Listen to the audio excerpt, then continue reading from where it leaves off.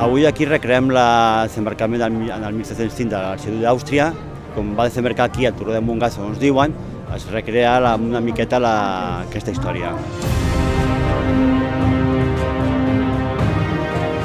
Sembla que això d'anar agafant el trabuc i anar fent soroll no tingui cap gràcia, no? Però ho passes molt bé, i més quan ho treus del context purament de trabucaire, de només fer un cercavila, i li dones un millor contingut, ho disfrutes molt. Un Miquelet eren tropes mercenàries, realment, de les tropes que havia a l'època del 1714. Doncs els nostres colors estan basats més o menys en context de Badalona.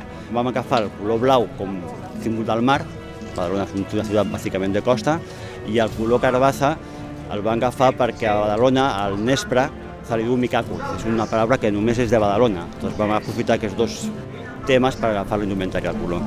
Sant Jordi! Ja!